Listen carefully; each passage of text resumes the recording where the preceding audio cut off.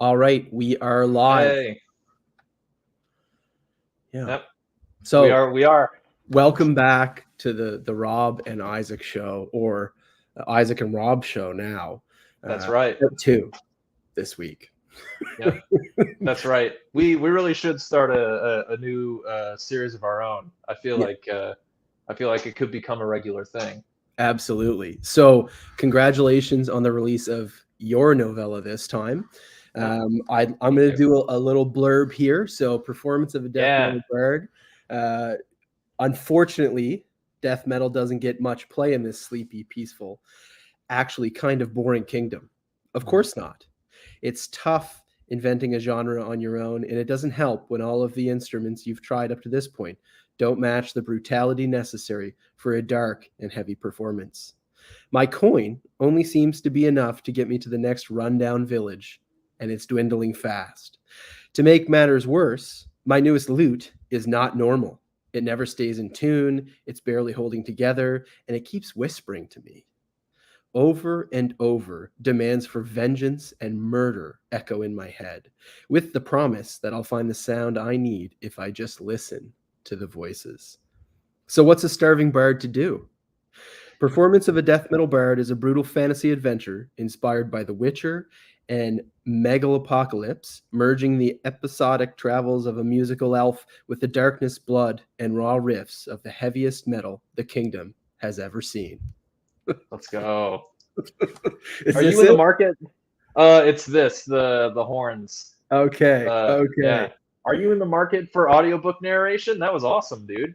This is the most epic and different and interesting and fun novella I have ever read, bar none. I don't have to make Thank you, that dude. up.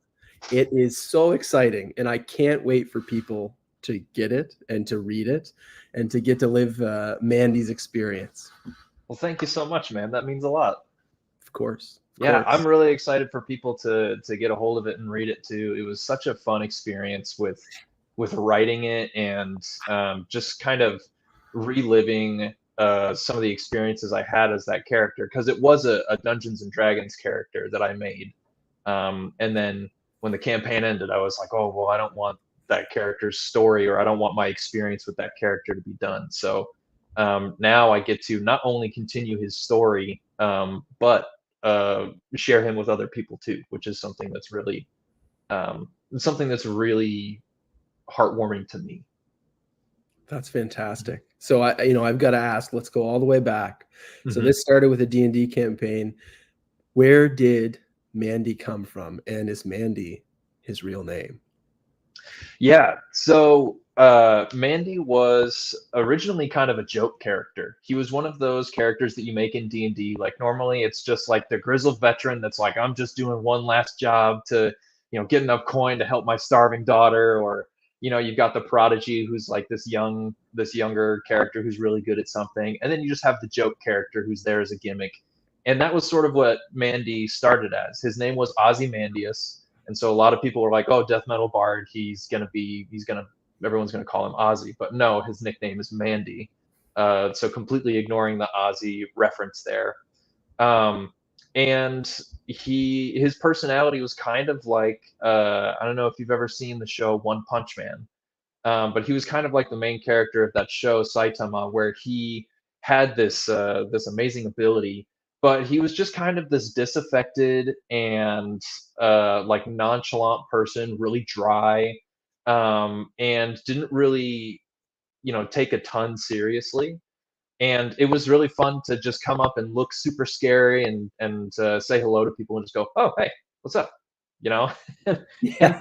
that that was just the beginning, idea of the character. And then as it grew as part of the campaign, as a lot of Dungeons and Dragons characters do, uh, he just became, "Oh, hey, what's up, guys?" um, he just became something completely different. I would play heavy metal music on my phone whenever he played his instrument to like get people in the headspace and the mood and stuff like that.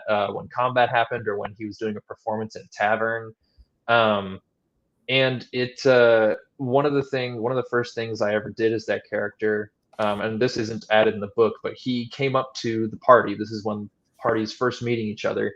He comes up to the party and pretends to like have lost his voice and go, "Hey, I'm about to perform, and I like really need some money for a drink, so I can perform."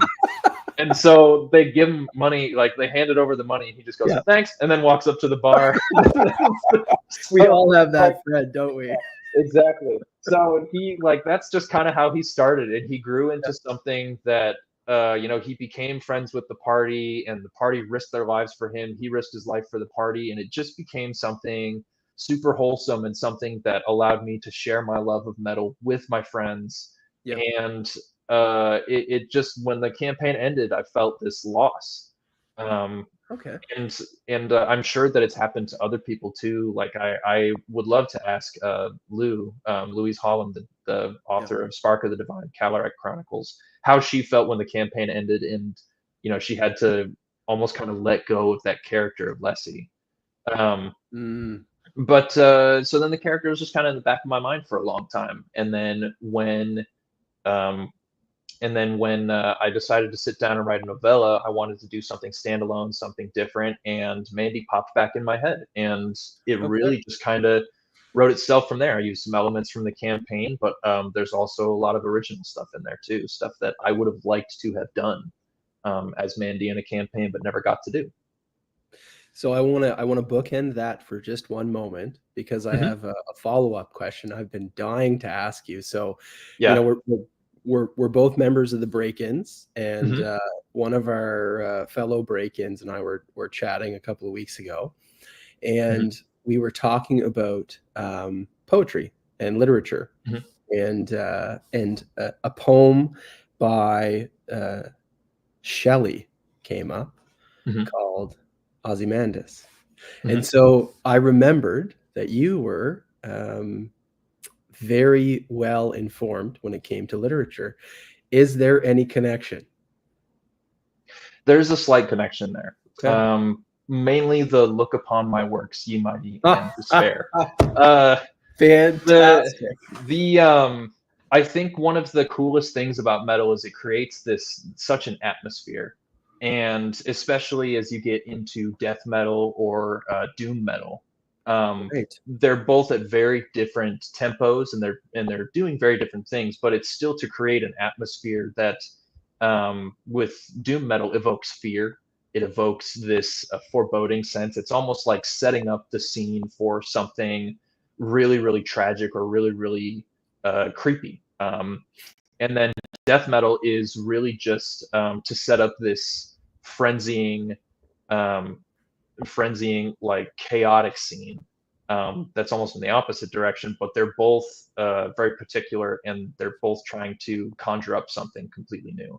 And there are a lot of doom metal or death metal songs that also are about despair and about um, something ending, like a life ending, or like extreme violence and stuff. And in death metal, it's a lot more tongue in cheek, but Right. um, that is something that also came to me in addition to the Ozzy reference, Right. to include just a little bit of that. So And I just can't help myself because I immediately thought of Mandy when I mhm. read this poem, and the two lines, you've already talked about one of them.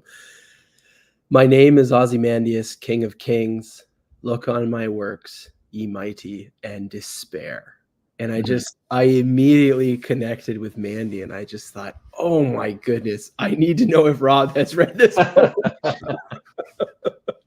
Yeah, that's Yep. uh, that's really cool. So let's go back then. I think the Mhm. most interesting part of reading a novella that is not in the world you've already written a book in is Mhm. that you made that choice. So, what inspired you to make the choice to write something in a completely different world with a completely different set of characters? Yeah, I think that after I wrote Pathlighter and after I put Pathlighter out, I was originally thinking, well, I'm just going to hammer away at Pathlighter 2. I was invested in that world. I was invested in those characters. I love those characters very much. But then I started to just kind of get this exhaustion or a little bit of burnout as far as writing goes. And that's not a good headspace that you want to be in when you're when you're writing something, especially about characters that you really care about. And I thought that it might be a good idea to switch gears and to do a palette cleanser, try something different.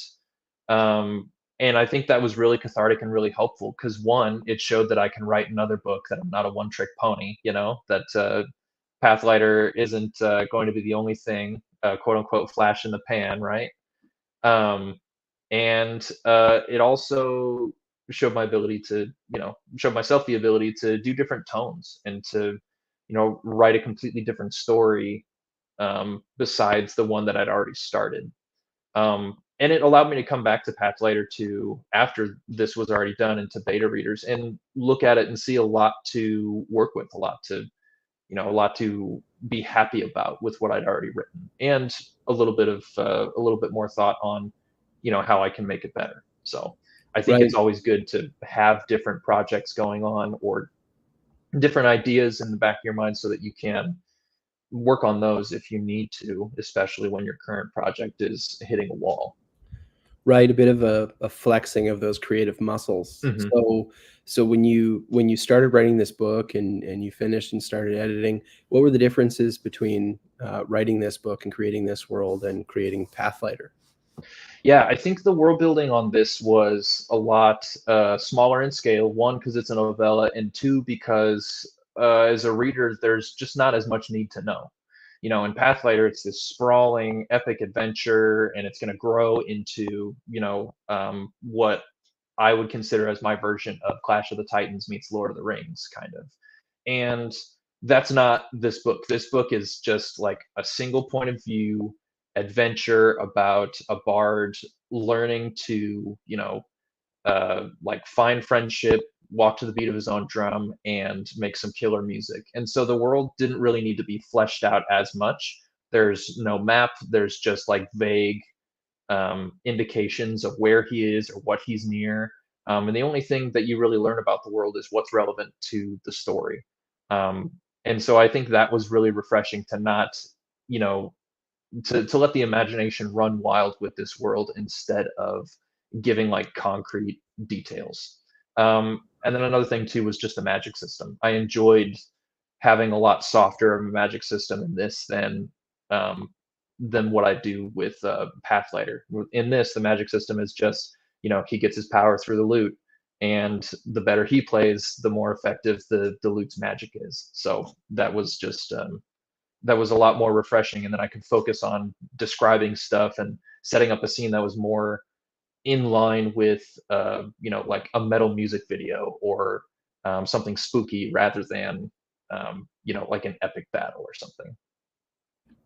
Right, that makes a lot of sense. So if you were to tell us about your book, give us your elevator pitch, what would it be? Yeah, it is. It's essentially the campaign notes of a D&D campaign centered around someone who loves death metal and wants to be famous, wants friends, wants his music and his contribution to the world to matter. And through these unwitting circumstances, he gains friends, he gains the notoriety he craves, and then also does it in a very badass way, goes on adventures, and gets revenge on a certain person. I like that spoiler-free elevator pitch. Yeah, So, when you were writing this book, what were your favorite parts to write, Rob? I think my favorite parts to write were some parts in story 2 where he visits a spooky forest. I really enjoyed writing the descriptions of that forest. Really liked adding this kind of macabre and really foreboding um, really foreboding setting to his second performance or second chapter in that book. I really liked injecting more humor into this book as well. I think that adding a person who plays death metal into a D&D campaign setting, like it's the whole reason why I made the character. It's just funny. It's just it's a way to, bring humorous situations out of something that normally in a regular fantasy setting would just be mundane. There's a point where he's playing in a cornfield, because he can't get work as a bard. So he's playing as a scarecrow and trying to scare the crows. It's not working, and then he's getting pollen all over him, so he looks like a grumpy tortoiseshell cat. So I think that injecting some humor in was one of my favorite parts of this book. And then some of the improvised weapons he uses, and just allowing a different form of a story to be done rather than a straightforward novel. Yeah, and I think that's one of the things I enjoyed most about it is the while you have a magic system, you've also grounded your character and the people around him in reality. So whether he's tearing off a leg of a chair as a weapon, or whether he's playing music, it feels real. So what was the inspiration to create kind of a multi-act structure in your novella? Because I found that really different and interesting compared to other novellas I've read. Well, I liked the little vignette style adventures of like The Witcher, where you kind of jump in time to different people and different adventures in different places. But I also thought that it really helped with the feeling of a D&D campaign. Like these felt like episodic weekly D&D sessions. Like the first one, you get your quest, you get your magic item, and you figure out who that you're going after this big bad guy. Okay. And then the second one, you're somewhere completely different, and someone's like, "Oh, I lost my dog. I'll give you 10 gold if you help me find it." And then that's what you do for that week if you decide to do it. And so that's kind of what I wanted to do. As I wanted to have the vibe of side quests throughout this book, all while building still to this epic confrontation. Right. So, just kind of going backwards a little bit, how long have you been playing D&D? Because it sounds like you've got, quite a bit of experience in as a dungeon master maybe, or as just a player for a long time. Yeah, I actually have this mug. I don't know if you can say, it says Dungeon Master. Dungeon master. So So you are the dungeon master. I have been the Dungeon Master for quite a while. I started in 2019, so about a little over 5 years ago.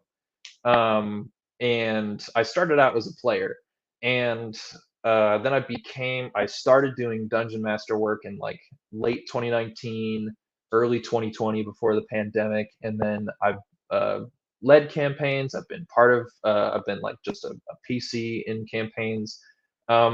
And there's things I like about both. I really like crafting a narrative, as we both enjoy doing that. But then I also really like just being one tiny piece of it, and just being part of a group that crafts a narrative along with the dungeon master. So what's funny too about D&D is when you first start, your characters are usually pretty generic. Like mine was a ranger who wanted to kill goblins or something like that when I first started, and then I go from that to a bard who plays death metal and like steals coin from people in a tavern. Like what's really fun about D&D is when you are with people who have played for a while, and then they just start getting weird with all their stuff, and that makes it 10 times more fun. And so, when you're playing D&D, or whether you're the dungeon master or just a participant, what are your parallels there with actually writing a book like this? Did you find it easy because of that experience? It was a little difficult to kind of parse through and see what I wanted to add and what not to. There are characters in this book that share a lot of similarities or names or personalities with the people in the campaign. Um, Obviously, there's only so much you can add to a novella without making it convoluted. So some Corin was actually a dragonborn in the campaign, or I think Lucas was a dwarf, and Patch was a tiefling, and all of these different things. So taking those and then condensing it into a generic fantasy setting that just had humans, elves, and goblins, and then injecting a little bit of lore from the D&D campaign we were in. That was a little bit of a challenge, as well as just kind of taking this months-long thing and spinning it into something that was only 140 pages. Right. Right. That's the interesting part of the world building, is the way that you do it and weave it through the story of the character is soft. There's no epic monologues about the world. There's no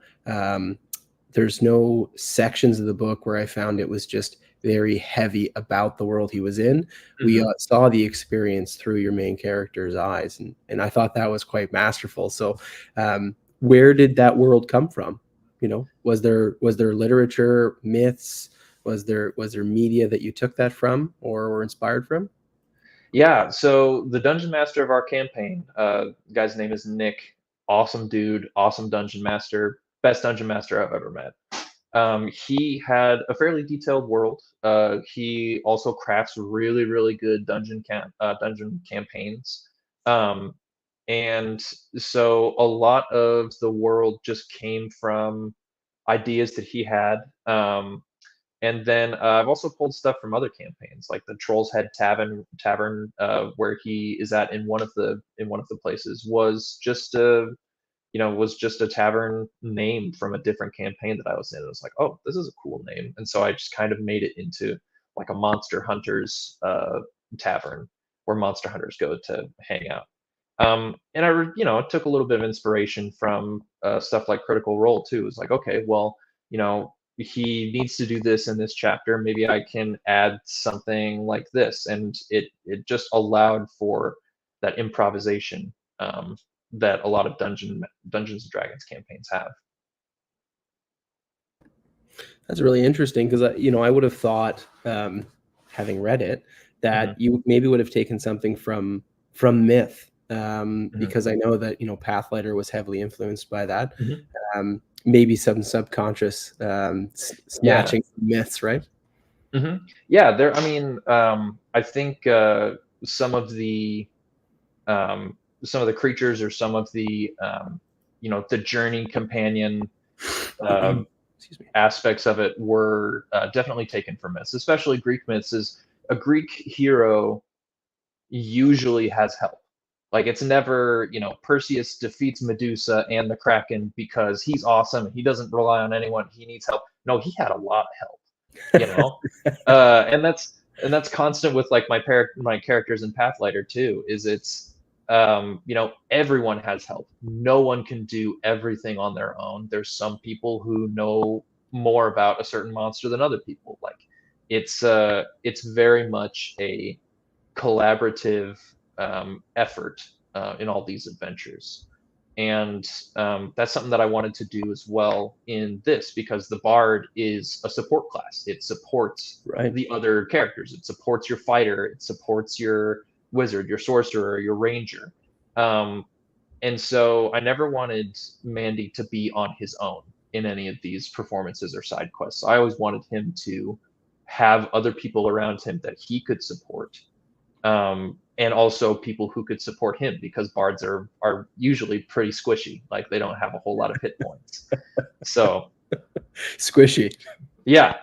They I think that's a term, and I think that's a D&D term. Okay. Yeah. It's funny because until you explained it that way, I never would have thought of that. But yeah, the bard in any story is the side character. So it's an interesting take on their story, right? You just think of The Witcher, and you can see that theme. So, what would be the theme of this book, do you think? Did you put any thought into that as you were writing it? I put a little bit of thought into it. I think that actually one of the lines in the back, which is one of my favorite lines in it, is let's see what he says.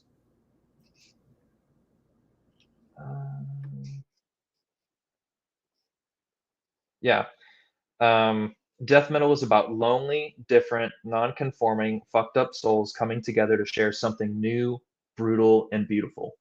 I think that was one of the lines that I came up with first, because I think that's completely true about metal. Is it's something where people from all walks of life, people who are very different, can come together and experience something that is essentially very raw. It's very it's very distilled and epic and in your face and flashy and loud.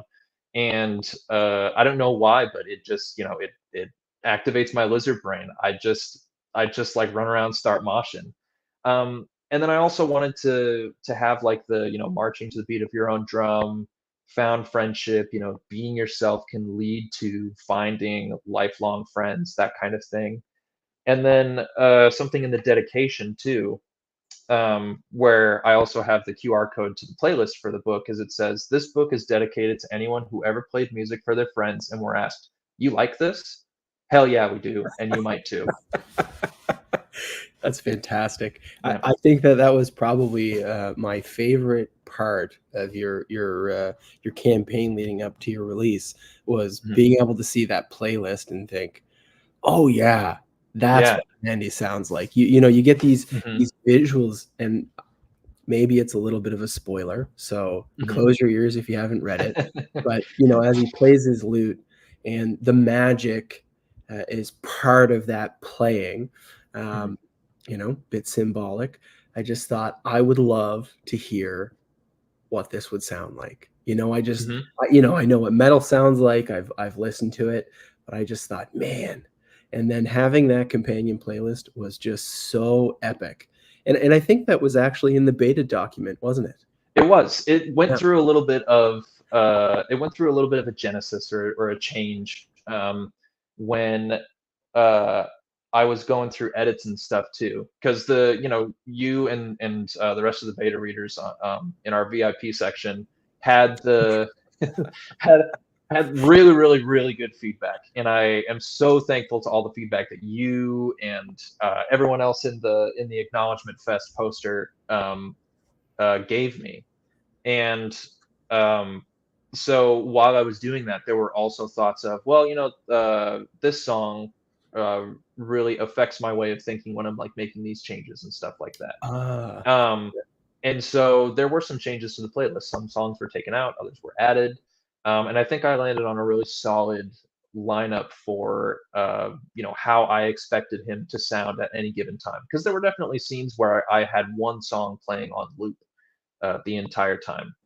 So, and then there were also okay. beta readers that were like, oh, okay, well, this character actually does do some metally influenced things at one point. So, if we have a female character who's singing metal, what does a female metal singer or band like song sound like? And so I added something from a all female led death metal band, and I think it made the playlist better.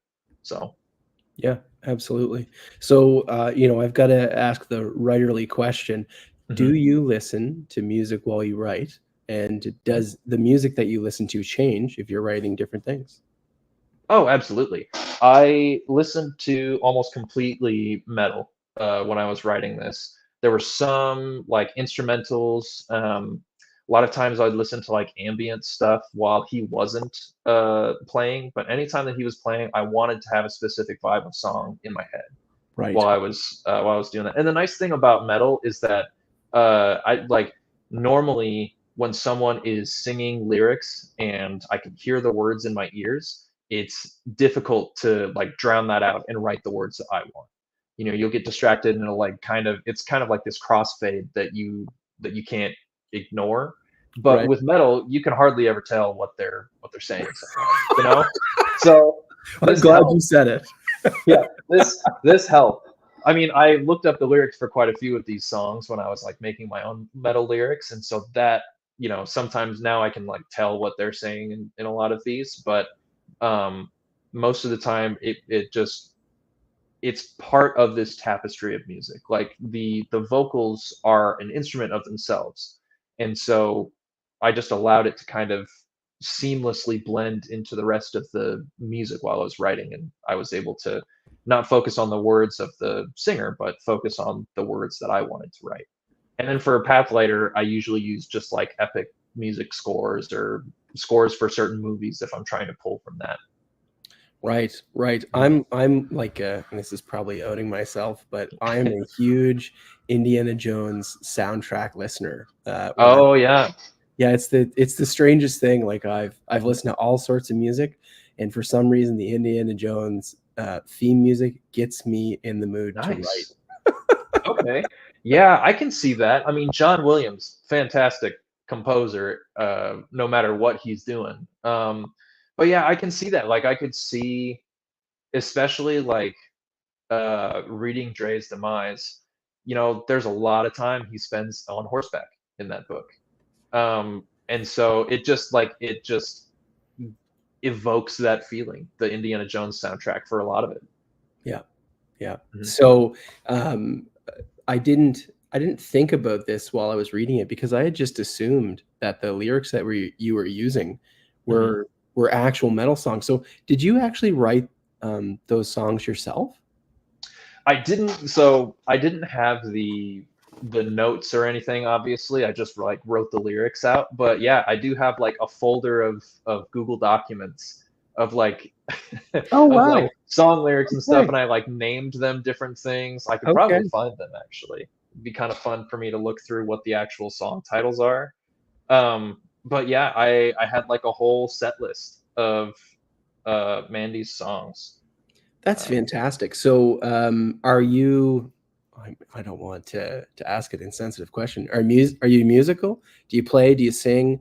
Is that something that you've ever done with your creative time?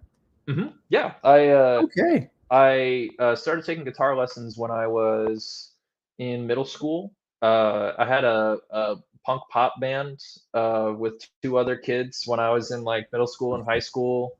That's awesome. I've taken like recording equipment and like recorded covers of songs and stuff, and and play. I'm the okayest person in the world at like guitar, and then my dad is a drummer, so he taught me some basics on that. So I can fiddle around with stuff, but I'm not like a master in anything. The okayest. Yeah, Well, I would say you're definitely a master in this genre of writing. I well, gotta say, thank you, as, thank you. someone, oh, of course, as someone who's never read something like this, Mhm. I was enthralled from the beginning. The way that you blend the music in and their Mhm. performances and the magic system, I found just so intriguing. So, Well, thank um, you. no, no problem at all. You did all the work.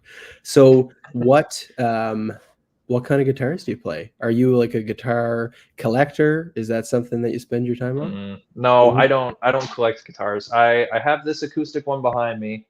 It's a Martin, and I got it quite a while ago. I absolutely love the guitar. It's got this really deep and rich tone, and I tune it down so that you can really like bring the like bass notes out of it. It just sounds like so dark and rich. I love like it's like melted dark chocolate. It sounds amazing.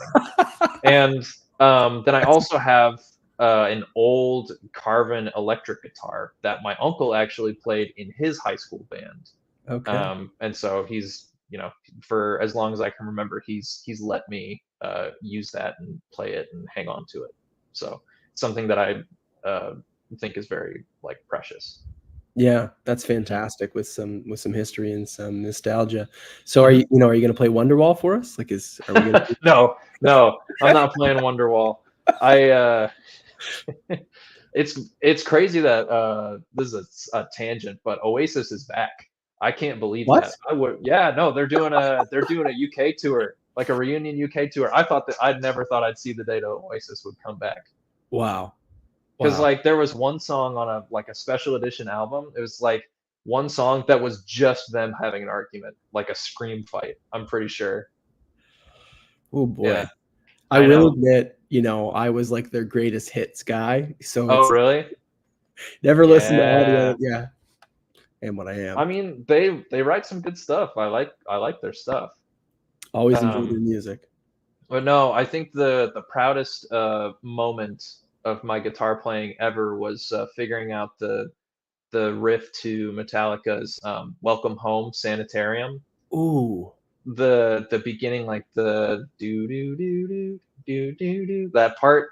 I would sit and play that for hours. I was just like, oh, this is so sick, because that's my favorite Metallica song other than Battery.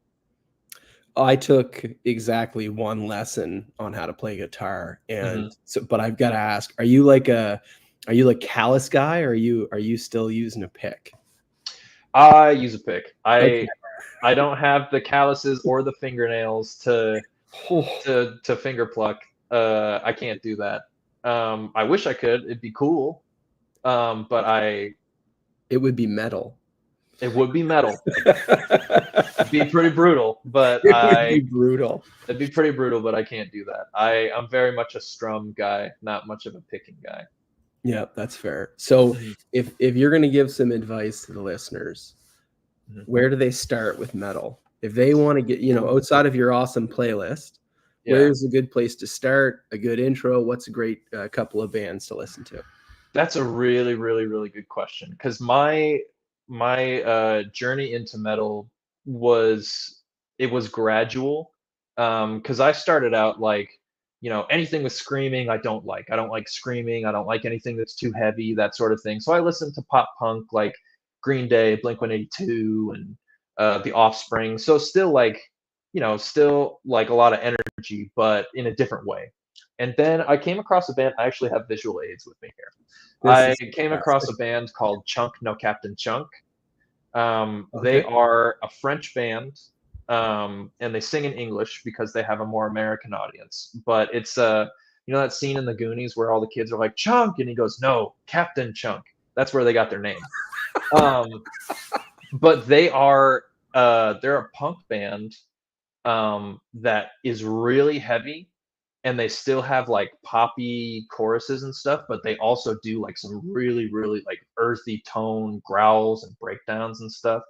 And this was what originally got me into like to giving metal more of a chance and giving screaming more of a chance. Because before that, I had just heard like Metallica, you know, and Metallica's awesome, but they're sort of like the gateway. They're like baby's first metal. The Um, gateway drug of metal. Yeah. yeah, the gateway drug of metal. Like everyone loves Master of Puppets. Everyone loves Battery. I listened to that song, it, like changed my whole personality. And then my personality changed again, and when I heard Chunk No Captain Chunk. So then I started listening to them, and then I got into heavier stuff, and I got into a band called Beartooth. I know Josh Walker really likes them too. Beartooth is a band that's a little more in the heavier direction. They do Yeah. some really like crazy screams. They do singing for their choruses, but still kind of in like the punk metalcore type area. And then I get into Mastodon, which is by far my Okay. favorite metal band. Right. Mastodon is awesome because they have all of these different like eras of their music. They have really, really heavy stuff in the beginning. They have really, really like punk influenced. They have like a lot of like hard rock stuff. And so I feel like you could pick any Mastodon album and you can find something you like out of it. It's just that versatile. I am convinced that they can never make a bad album. I've seen them 3 times in 3 years, and Wow. anytime that they're like anywhere near where I'm going to be, I'm gonna go see them. Like it's a no brainer for me. Wow. Um, but that's kind of my progression into metal, and now I'm listening to stuff like Cannibal Corpse Mm-hmm. and Mm-hmm. um, listening to Slipknot and Cradle of Filth and Meshuggah. So all of these, it all started from Chunk No Captain Chunk, and I still listen to Chunk all the time. You're actually talking about like my teenage years. So, Oh yeah, my little MP3 player that I twisted the end to switch songs, yeah. it had good Slipknot on there. It Hmm. was, Corn. It really Oh yeah, influenced my life. love me some Corn. Yeah. And, I forgot about it for many years until we watched Hmm. that documentary on, I think it was Woodstock 98, 99. What was the, There was 90, there was like 94, and then there was 99, and 99 was the last one. That was the one where like it turned into riots, basically. yeah. So my wife and I watched that documentary on Netflix, Hmm. and it was epic. And, and then I got that little hit of Corn, and I thought, and Limp Bizkit, and I thought, oh Oh my yeah, God, like it transported me back to be a I know. teenager. You get like This is like the that forbidden breakdown. fruit. Yeah, you get that breakdown in what's the song, Freak on a Leash, and you just want to put a hole in the wall or something, you know?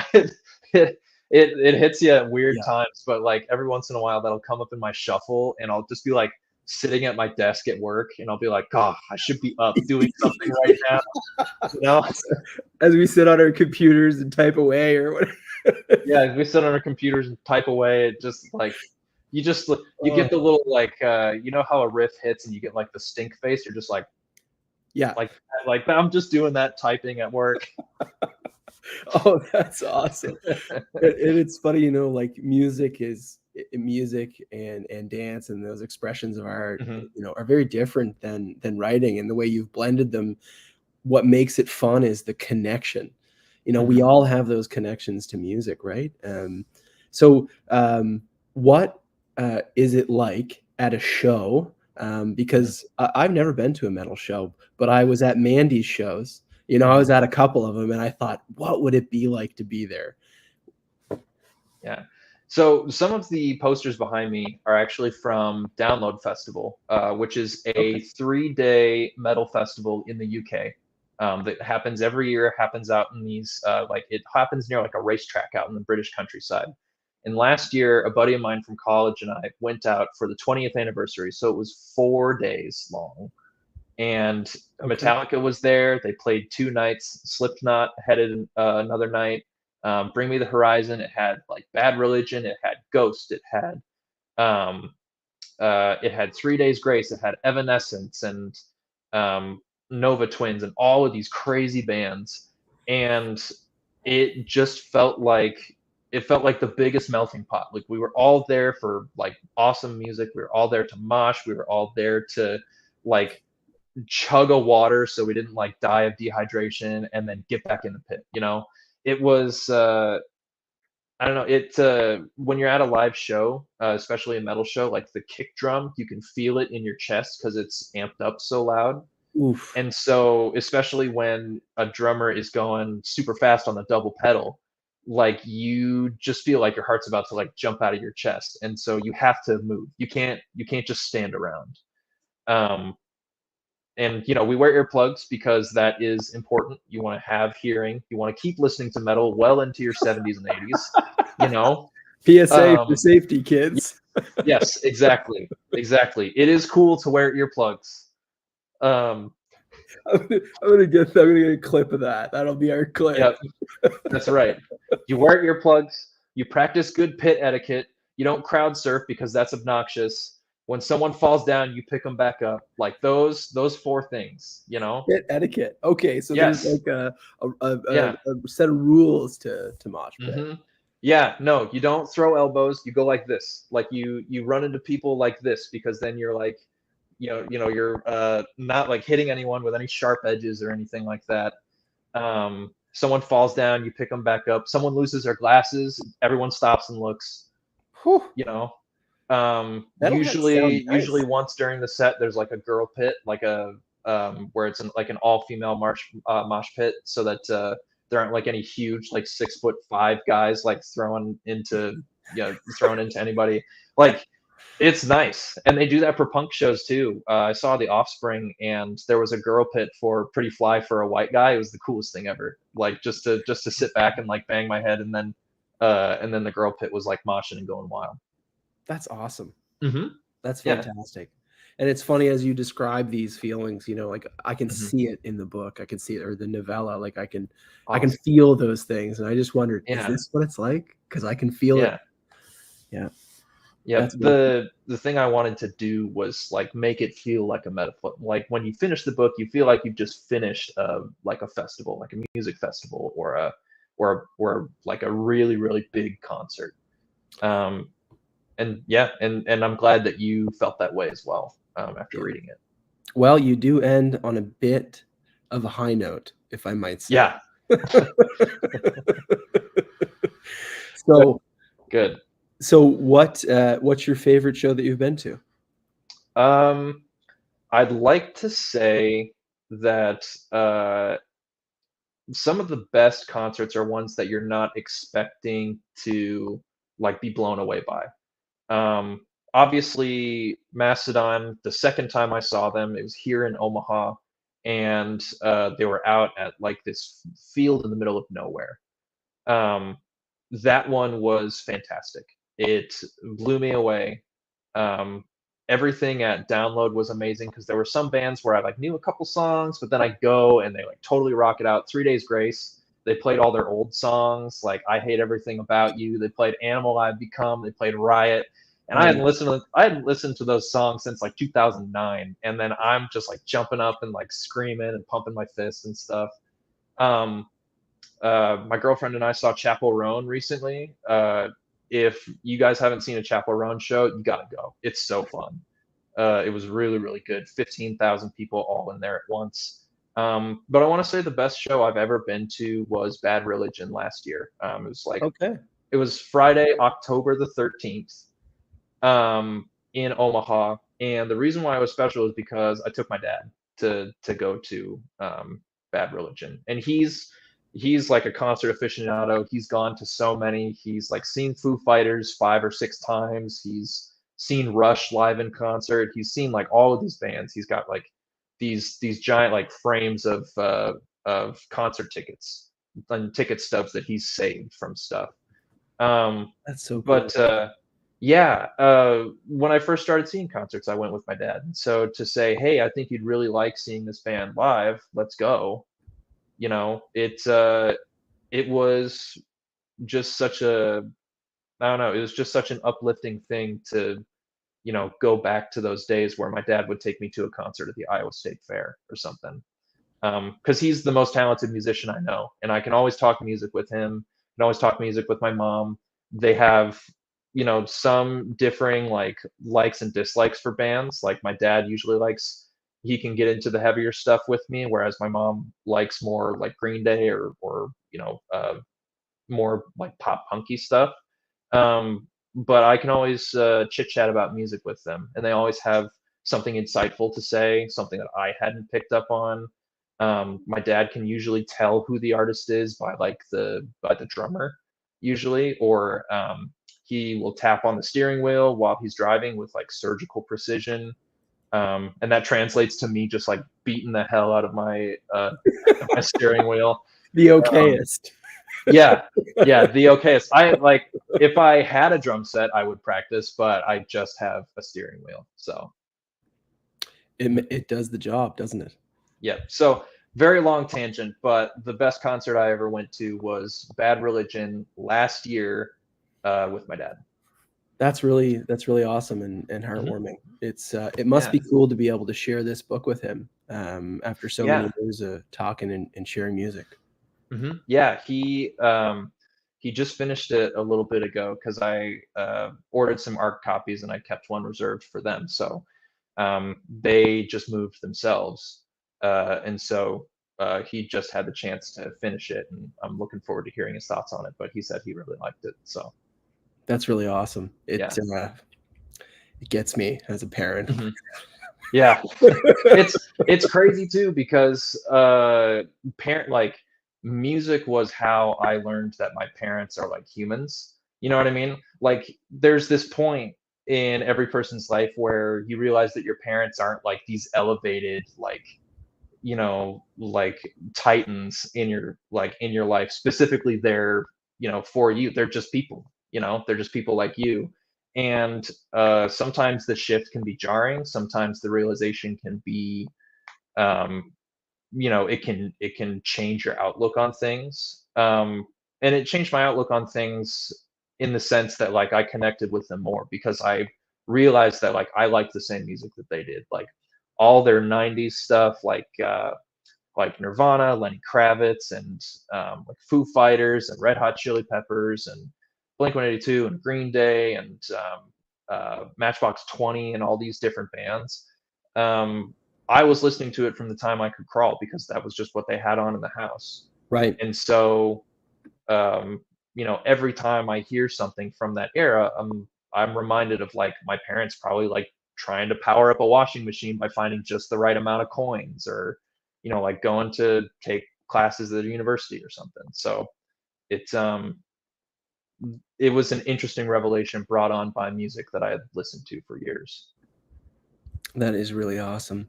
So, you know, I've seen the vest. Our viewers have seen the vest. Yeah. Tell us a little bit about it. Can you wash it? Where did it come from? What inspires it? Yeah. So when I started really getting into metal, I learned that one thing that metal concert goers do is they have a battle vest, which is just a denim vest that has like patches of your favorite bands sewn into it. And when I learned about it, I'm like, oh, I have to get one, you know? So, Absolutely. so Yeah. I bought like a $30 black denim vest on Amazon, and then I got all these patches. Like you can get patches from like music stores. A lot of times will have them. Bands will sell them at their merch tents and stuff. So I've got like a lot of different ones. I've got Black Sabbath and Metallica and Behemoth on this side on the front, and then I've got Rob Zombie and Mastodon and the Melvins. And then on the back, I've got this big Mastodon patch Awesome. with like all these other different bands on the sides that I really like, and then my other favorite bands up top here, Ghost and Opeth and Meshuggah. So the only problem is that I'm running out of space, so I need to figure out. I either need to get smaller patches, or I might need I might need another vest. So who knows?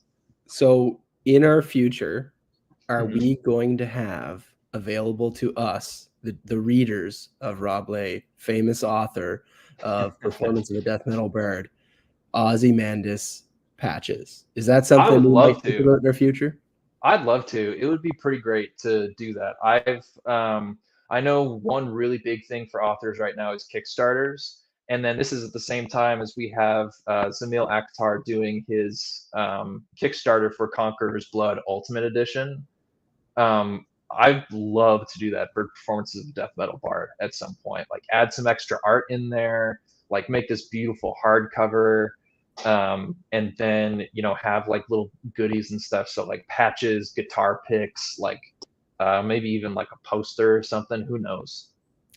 I don't have a battle vest, but I can tell you, if I had available to me a Mandy patch, I would have a battle vest, and it would be on my. Dang. Okay, we gotta make it happen now. It's on the list, and stickers. I would definitely kill a sticker on. Oh Kill yeah. sticker's not the right way to say it. You're getting me you're getting me brutal tonight. You get me metal. Good. Good. The world needs more of that. Yeah, it is the coolest thing, man. So tell me a little bit about the art. I've got a little bit of the inside baseball. We break-ins talk a lot about this stuff, but where did it come from, and who did it? Yeah, so this cover art was done by my wonderful partner Daly. She is an amazing artist and the best partner anyone could ask for. So it was just a dream come true to have her work on this. She took inspiration from found pictures of artists that are like on stage and playing. So she found one in a pose that we both really liked, and then I also just sent her a bunch of like Pinterest pins of different like smoke consistencies, and we found something that we wanted. We wanted something to be really like evil looking and like tendrils of smoke instead of just like these puffs of smoke. And she did a fantastic job. I love looking at this art all the time. I have like a book. I have a copy on my desk so that like I can just pick it up and look at it right next to Pathlighter. Oh, those red tendrils, and then you get right into the first act, and this, it made me feel like I was in the catacombs somewhere, and I was getting ready to see a secret performance by Mandy. I thought, oh, that's awesome. You two knocked it out of the park. Oh, thank you. These pages on the inside actually were Adobe stock images. So I had our good friend Adrien Gibson help me with this because the interior of his book, Mushroom Blues, is absolutely beautiful. I love Mushroom Blues. If you guys haven't read Mushroom Blues, you need to. It's so good. But one of the things that I also really love about that book is just the interior formatting. It's so professionally done, so stunning. And so I reached out to him and asked for his advice on, how to get these images and format them into a book. And so he kind of gave me a lot of guidance there, and I was able to make these amazing, um, these title pages for all the different performances. My favorite of which being the one called Wizard Puncher.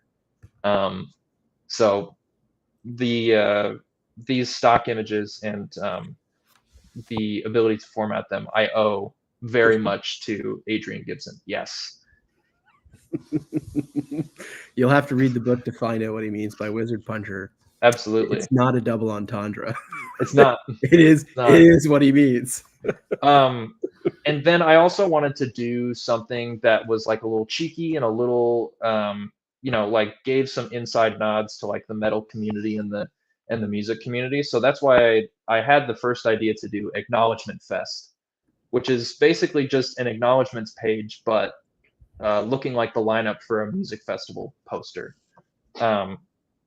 So I had my beta reader stage, I had a technical stage, and I had a special thanks stage. And the technical stage is always kind of interesting because you have, Ed Crocker, who did my editing, and then Daly, who was my cover artist. But then I also have Adrien as the stock images expert and Louise Holland as the Taylor Swift expert. So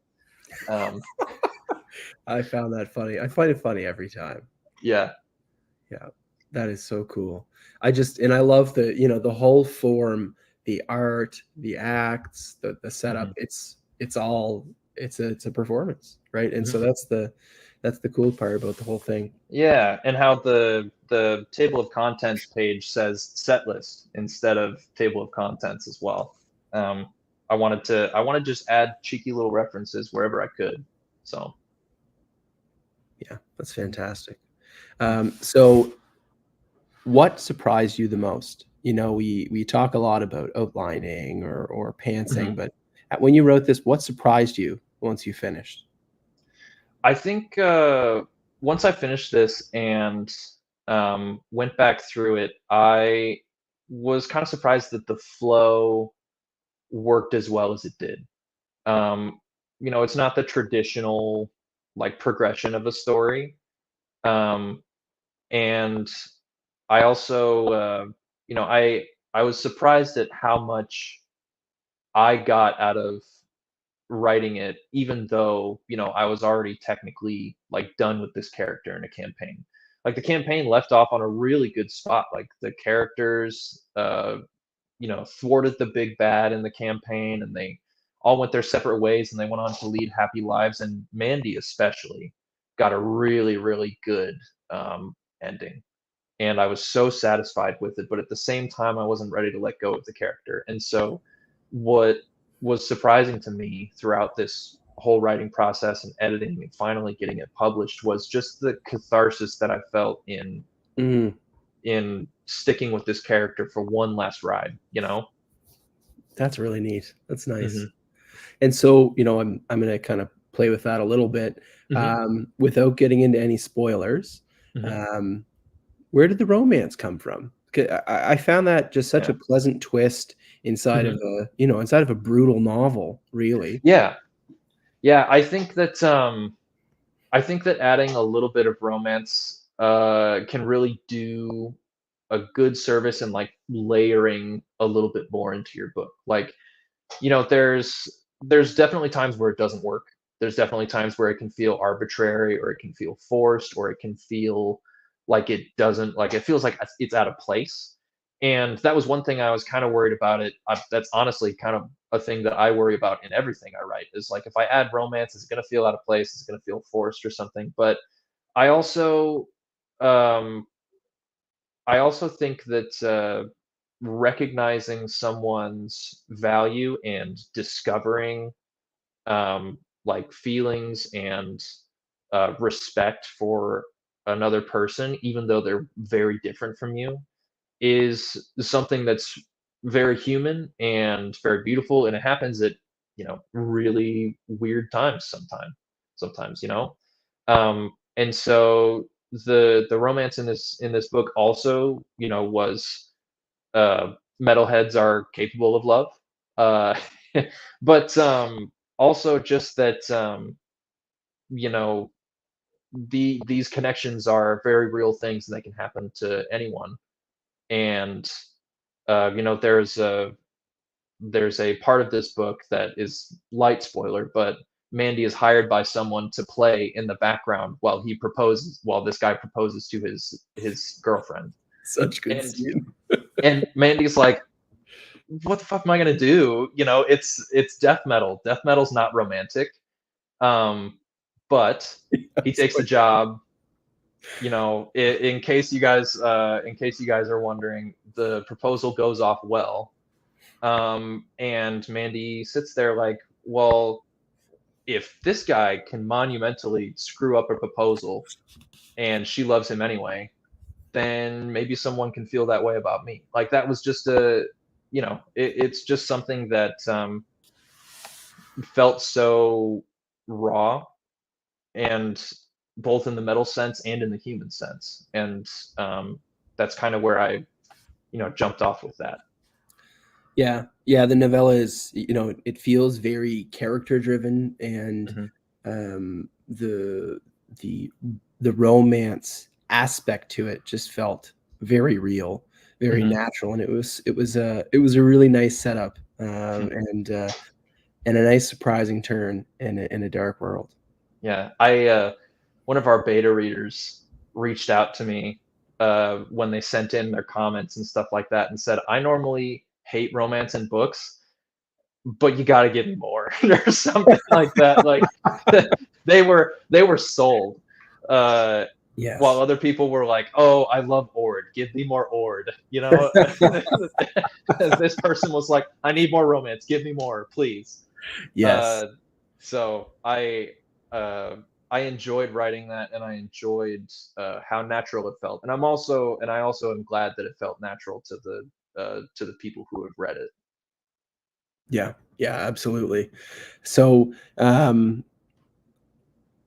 what was your writing process like for this? I know that's usually something we start with, but it's more of Yeah, kind of like a writerly question and curiosity on my part. What did it yeah. look like when you started this?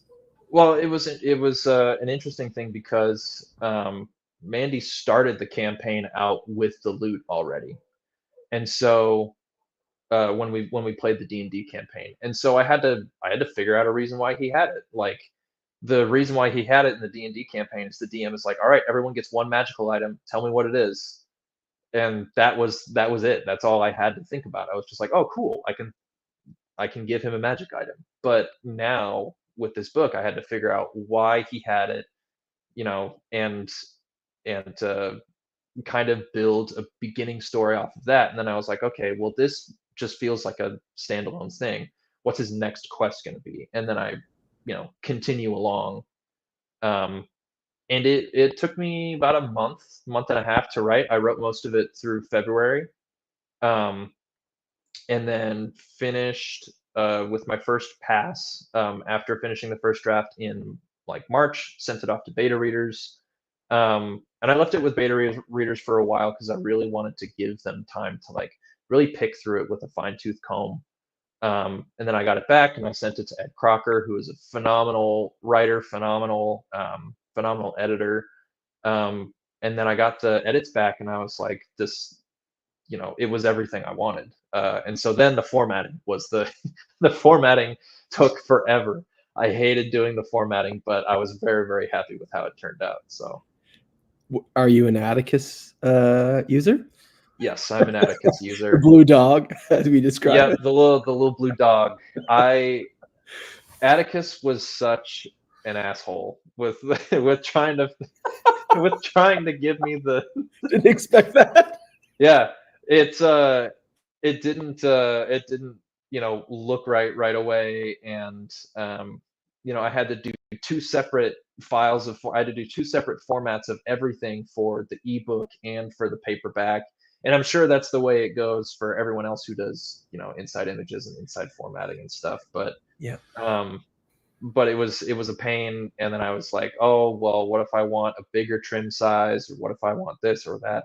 So the formatting was probably the most frustrating part of it. The writing and the beta reading, editing, everything everything was a breeze. It was such a refreshing thing to write this novella, and like you had said with Dragh's Demise, it just didn't.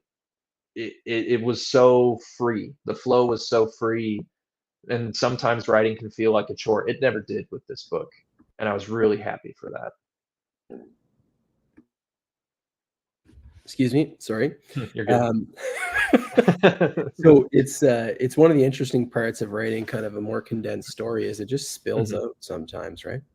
Yeah, it really does. And I think the condensed part is what really makes it spill out. Is like you don't have to come up with these like sprawling plots or thickly wound plots with like multiple different characters and stuff. Like you can just write a short story, and that's what I started with. And then I wrote another short story, then another one, and then another one, and I kind of made a through line for those, and it ended up working better than I ever could have hoped. That's awesome. So, would you be up for, if you're not going to sing Wonderwall for us, would you be up for maybe giving us a little taste of Ballad of a Death Metal Bard? I don't think that would be good for the listeners. I think the ears would melt off of people, and not in like a, oh wow, that's really good kind of way. I can't growl. I can't do the metal growl. My voice comes out sounding like Weezer when I sing. I wish I could growl, I really do, but I can't do that. What I will do is I'll read you some of the titles of the songs that I got, or that I came up with, because I think they're I think they're kind of fun in retrospect. So one is just called Love Song, because it's a song that he had to play for the guy who was proposing to his girlfriend, but he was just like, what do I call this? So he called it Love Song. There's one called Molten Eyes, Prison of Strings, Strangled by Darkness, one called Blood Bog, one called Mage Decapitation, another called We Are the Hammer. And then my favorite one, when he's playing and these crows aren't scared of him when he's trying to be a scarecrow, he's like, oh, I'm not going to get any money. So he writes a song called Murder the Murder. I like that one, actually. Yeah, that one was my favorite. And that's, I mean, that was like maybe the most Metalocalypse of all the songs. And Metalocalypse was a huge inspiration, as well as D&D and the adventures for this book, because Metalocalypse centers on a fictional death metal band that all their songs are extremely over the top. They're all ridiculous. The lyrics are so funny if you ever get the chance to listen to them. And the band is just a bunch of goofballs. Like they are worth billions of dollars. Like every time they put out a new album, it contributes to the world's economy, and everyone like prospers and stuff. Like it's ridiculous like stuff. But at every single one of their shows, like some catastrophe happens and a bunch of people like disappear into like a gory mist. It's like a lot of people die at their concerts, and it's done like comedically over the top, like gallons of blood everywhere. And they like meanwhile they they like come out with death clock phones that are like covered in spikes, so you can't hold it near your face, otherwise you'll poke yourself. Or they partner with a coffee shop, and so they make a coffee jingle that it's so ridiculous. And the Murder song is based off of maybe one of their best known songs called Mermaider, which is about mermaids committing murder.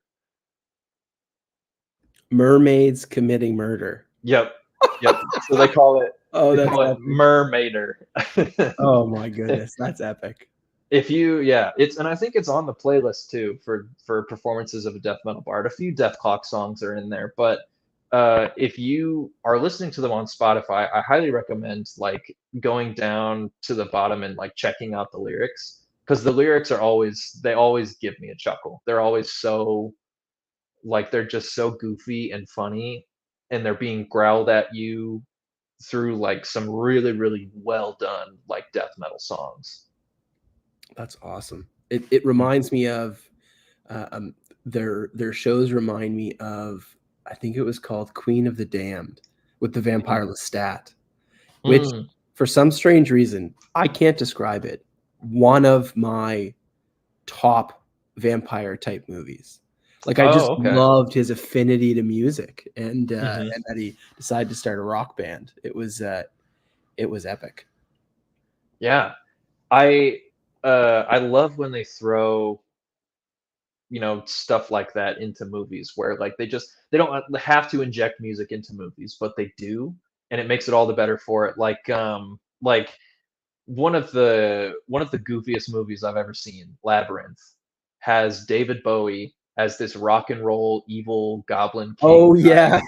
And they didn't have to add the rock and roll part. They didn't have to get David Bowie, but they got David Bowie, and David Bowie killed it. Like he understood the assignment, and it just made the movie like 10 times better. If it would have been like a movie with no music, it would have been pretty mediocre. Um, but I also love when they add metal music into movies. Like, have you ever seen Ace Ventura, Pet Detective? Oh, on Yeah, repeat. so that movie actually has one of my favorite metal bands in there. It has Cannibal Corpse in there. So he walks into this concert, he walks into this underground show, and there is a metal band, like death metal band, playing, right? That's Cannibal Corpse. It was Oh, before, no it was kidding. with their first singer and not their current frontman. But yeah, Jim Carrey's actually a huge metalhead. And so I don't know, he might have even requested for Cannibal Corpse to play, like to be in the movie. That's amazing. So, and I Mhm. think you've told me about this and posted. There's some like very big celebrities that are super metalheads, aren't there? Mhm. Yeah, so Jim Carrey's a big one. Cameron Diaz is another big one. Margot Robbie is one that I found out about, and I didn't suspect her of liking metal at all. But yeah, she's a big Slipknot fan. Like she's been to Slipknot concerts and Okay. stuff. Slipknot fans call themselves maggots, so I guess she's a maggot as well. Um, That's epic. uh, let's see. Norman Reedus from The Walking Dead is a big metal fan, and then Bill Burr, the comedian, he loves Meshuggah. He went to a Meshuggah concert and like can't stop talking about it. And Stephen King is also a huge metal fan. And I love Stephen King. He's one of my favorite authors. He likes more of like the classic heavy metal, like Black Sabbath and Ozzy Osbourne, but he also really likes classic rock, like, well, not classic rock, but he likes AC/DC and Def Leppard and bands like that, which, mad respect for that. But yeah, So, it's really heartwarming to know that like these big celebrities really really like metal as well. yeah, I actually got a box of my father's records. Oh, So from his childhood, he had carried hmm these boxes of records around, childhood, teenage years, hmm and I got a record player, and I like records, and I've got hmm a couple of them myself. And he gave me a whole case of records, and it was AC/DC, Def Leppard, Let's Oasis, go. not just Oasis. No, it wasn't Oasis. It was Supertramp, but it was like all the Nice. classic rock of hmm that era, and it just the sound of it is just unmistakable, right? Like you can, like you said, you can feel it. Yeah. Yeah, Yeah. and that's that link into metal when it kind hmm of transitions into metal. You can see that trend towards metal in those earlier Yeah. bands, right? Yeah. I love records too, but I don't think I can get behind having like I don't think I can get behind collecting them, just me personally. Reason one is that I don't have a record player, so I'd have to buy a record player. And then two, uh the records are a lot more expensive than CDs. And then three, they're so easily damaged. Like CDs have the durability and the sound quality, um, and so like all I have are CDs. I think maybe I got one like Deftones record, but that I won in a contest I like didn't even know I entered. Um, but I couldn't do anything with it. I was just sitting there with this Deftones record on the shelf, and I felt really bad because it was like a nice like limited edition 20-year anniversary of White Pony. But I couldn't do anything with it, so I gave it to one of my relatives who has a record player. Yep. Yeah. Yeah, I get the cost. So like the current biggest seller of records is Lou's favorite, Ole Miss Oh Swift. yeah. And I will Miss tell Swift. you, my wife is a collector, and we have a lot of them, and they're all different colors, and they're pretty epic scores. She'll have like 4 records in a set. Yeah. Pretty amazing. Yeah, and I know that some people can get kind of turned off by that, where they're like, oh, well, she's going to re-release the same record like 5 different times, and then people are going to buy all of them. That's like so much money. Well, it's the same thing as like, Pokemon games. Like you get red, like gold, you get Sword and Shield, and all of these different like games or all of these different editions of stuff. People go wild collecting Funko Pops. Like it's just another thing. Like it's just another thing. Like I spent quite a bit of money on these patches too. Like each of these patches are like $10. The Mastodon one was like 20.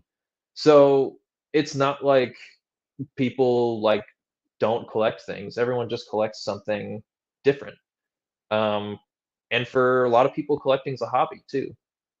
So you shouldn't come down on someone's hobby unless it's like actively harmful or something. But it's the same thing with music. Like, is there a genre of music that you like won't listen to, or like that you don't necessarily like? No, I'm a fan Yeah. of pretty much everything. I mean, there's some classical stuff that I find to be a bit grating after a Hmm. while. Yeah, I Yeah. had a very fun experience once. I was picked up to go help clean out some horse stalls at like Hmm. 5 in the morning as a teenager, and said individual driving started blaring classical music at 5 in the morning to wake us up because we were falling asleep in the truck. It was Dang. it was a life experience. Yeah. That's also kind of fun to like hear what kind of music people listen to stay awake. The tennis coach at the university that I work for, he once asked me for metal recommendations so that when he was driving his tennis players back, like late at night, like from a meet or something, that he could like play metal music and stay awake. So that's what he plays to stay awake. Um, but he says his players are like, "What are you listening to?" But that's it's always in.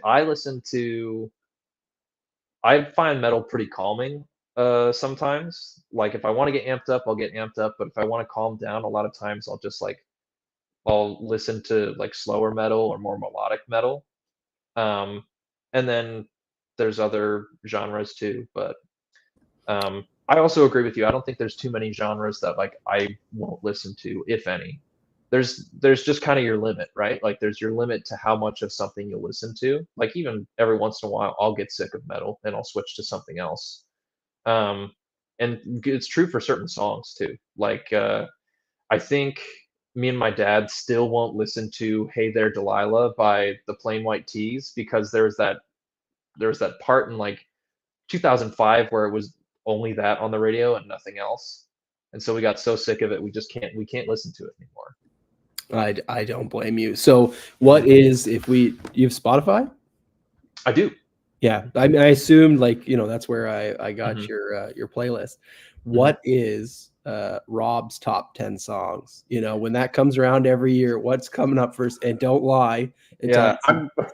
I was gonna say, I'm a little scared and a little excited to see what I come up with because I know there's gonna be, like, songs on there that I listen to on repeat. I think my top one might actually be a really new one from this year. It's called "Bad Mistake" by Sum 41. It's off of their newest and last album. But I don't know. It's those songs that just like activate some kind of earworm where you have to listen to it on repeat. You can't listen to anything else. Anything else just sounds icky. You got to keep listening to this one. So I had that. There was another new one from a band I like called Neck Deep. They're behind me on the wall here. But they had a new album come out this year that's a no skip album, and it's called Dumbstruck Dumbfuck is the first song on that album. Um, it's a great song. Absolutely love it. So that one will be in there. There's one by a band called The Sword. The song's called Arrows in the Dark. Really, really good. Steam Breather by Mastodon will probably be on there. There will likely be something from Bad Religion, but I listen to them in Mastodon almost every day. Let's see. I know those for sure will be there. I'm not sure of any others. Probably some Chapel Roan, because I've been listening to her a lot too. Yeah, makes sense. Mhm. What song would come up that would surprise your fans? Oof. I really like Doja Cat, so some Doja, Doja Cat might show up on there. One thing that I really like doing is I like listening to like rap or like pop songs that would really like be cool as like a metal cover. And there's one Doja Cat song that I think would do really, really well if like someone got like really deep tuned and like grainy guitars and like a really like booming drum set. It would be really, really cool as a cover. Um, and then let's see, Sabrina Carpenter is having a moment as well. I like her new album a lot. She's having a social media moment, that's for She sure. is having a social media moment. Um, her new album, what's that song? I think it's Taste. The very first song on her new album is really, really good. I love the guitar in there. I love the like the backup vocals that she has. It's super catchy. So that'll probably be in there. And then I'll probably have some Slipknot as well. But I'm not sure what song it'll be. I like Heretic Anthem a lot. So there'll be some stuff, probably some Ailstorm. I don't know if you've ever heard of them. They're pirate metal. Okay. Yeah, it's all metal songs. They're all like incredibly talented musicians. They're all very like good at what they do, and they use all that talent to make songs about being a pirate. It's That's fantastic. amazing. Like I Rob the love it. pirate from Dodgeball. Yeah, yeah. So they like instead of like holding up the horns at concerts, people hold up hook hands. Oh my goodness. During slow songs, people in the pit will just sit down and start like rowing. It's fantastic. Highly recommend going to an Ailstorm show if you haven't seen. They have like a giant inflatable rubber duck that they just use, and that's their only set decoration. That is amazing. Yeah, it's great. Yeah, that's funny, man. So I do have a favor to ask, because I think the one thing that that immediately hooked me was your opening. You know, when you get into a book and you start it off, and sometimes like you get into a book and it's people kind of are just talking about their world, or the introduction's kind of slow. You're right into it. So would you be willing to maybe give us a taste of the first couple opening lines of Death Metal Bard? Okay. Yeah. So you mean like the first couple, couple opening lines of just like the first chapter? Yeah, because I will say, when I started reading the beta, I was immediately hooked. I thought, oh, that's this so is good gonna to be hear. fun. That's awesome. So the opening line to the book is, "They say that some things never get old, but when it came to starving, I had to disagree. A grumbling, whining stomach that pawed at my innards like a dog was as annoying as it was worrying. I knew I was hungry. I could have done without the reminders. Nothing to do about it but offer a shrug and a sigh, the same as I've been doing for months now." Just like, what a hook, right? Because you're just thinking, how Yeah. does this poor soul get in Yeah. this situation for months? And then I he's know. angry at his own stomach. Yeah. It's funny too, because that first chapter, the stomach is almost a character in of itself. Like it's constantly like nagging him, and constantly like he's like, "Oh wow, this will be great." Like there's a song contest. I'll see if I can enter and win it. And then his stomach's like, you're not gonna win." Like Actually. yeah. So Yeah. I hope to do that. You know, everyone wants like a really like engaging beginning to their books. and I think I did it. I think I've done it with Pathlighter 2 as well. And I'm looking forward to sharing more about that book as it's getting closer to coming out. I'll probably do a little bit of sharing on it in a little less than a month's time when Pathlighter has its 1-year anniversary on the 20th. Oh, that's awesome. So, without prying too much, where are we at with Pathlighter 2? You know, what's in our future with Rob Leigh? Yeah, so Pathlighter 2 is currently at 102,000 words. And I'll probably get at around 150, 160,000 if I'm thinking correctly. So still have a little bit to go, but we're getting into the final stretch here, and I'm really excited to write a lot of these scenes.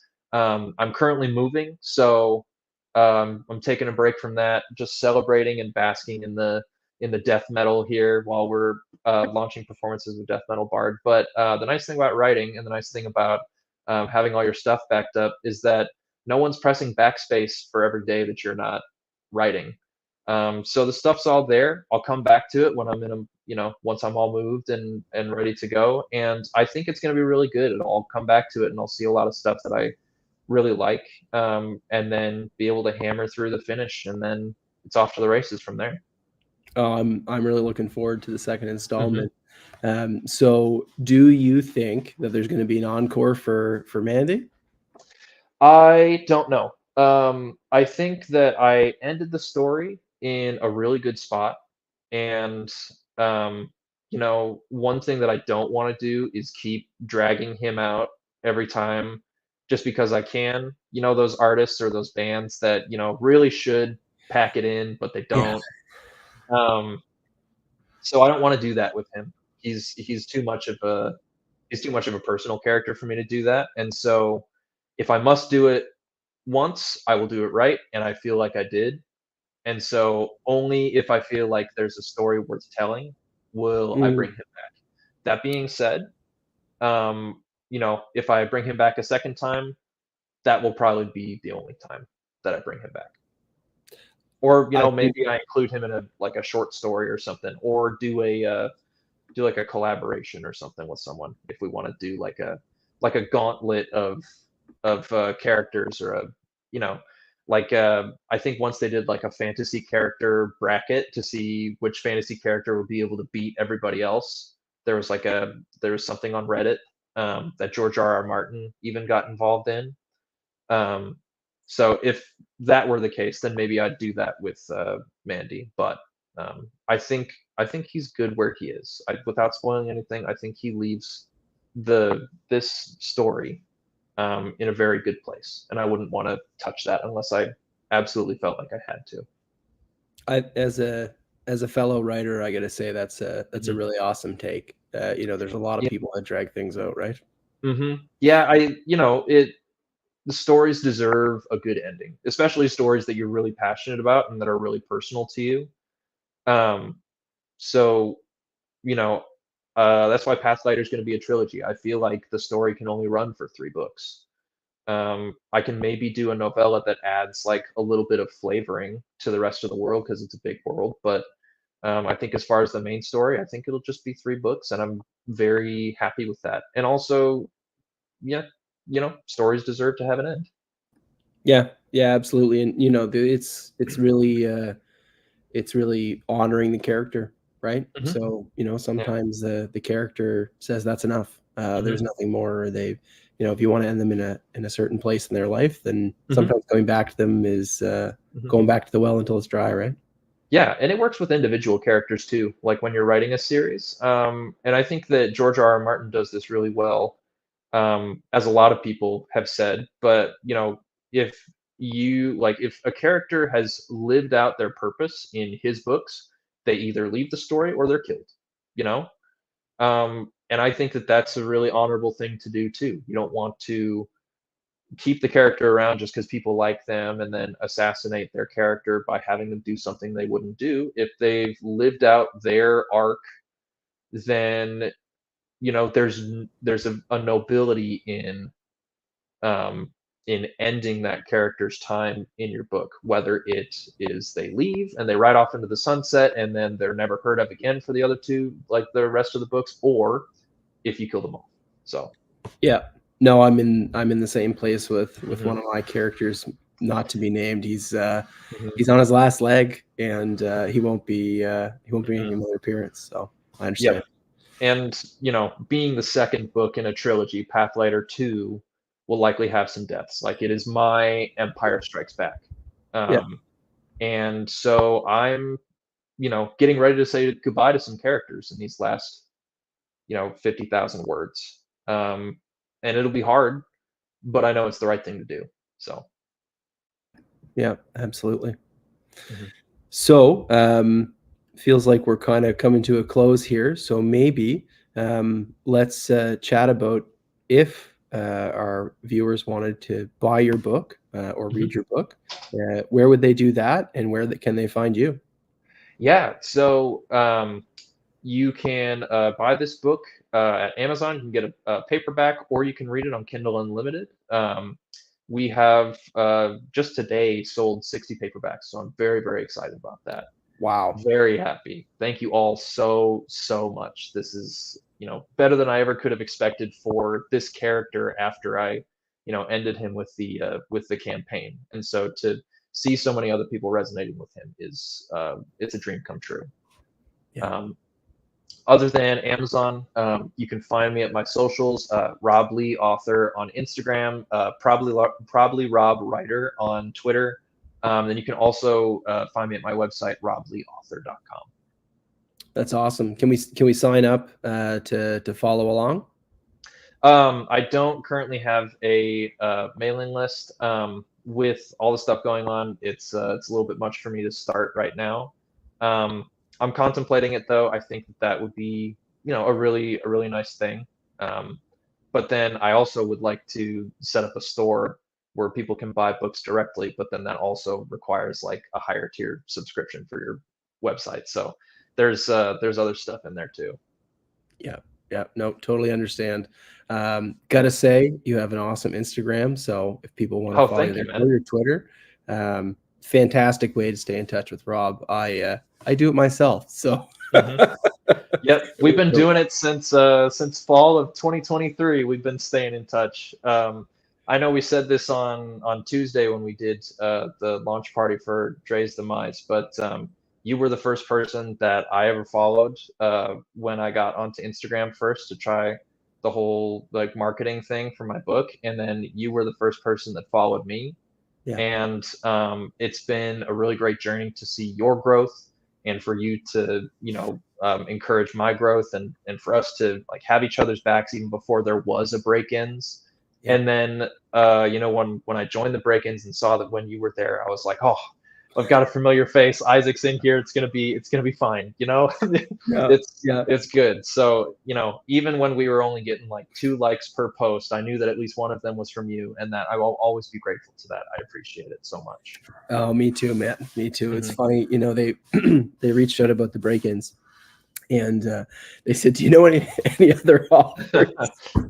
And I said, "I only know one. It's Rob. We've already invited him. Thanks." It was a really funny experience. So That's good. Well, so thank I you. am glad to have been the one guy you knew. Yeah, it was. It's been a fun journey, and it's been fun to Mhm. see you get your books out and out into the Mhm. world, because they're fantastic, man. Mhm. And we are far from done, people. We're gonna I keep like going. this. I think this is Yep. our thing now, or my thing. It is, yeah. No, I mean, if you go to a metal concert, you better be holding these up. This is the salute. Okay, perfect. All right, Rob. Thank you very much. Mhm. It's been a pleasure. And if they want to find your books, you can go on Amazon right now, or link through his socials. Mhm. Everybody have a great night. Thank you so much for joining us. Thanks, Rob. Thanks, everyone.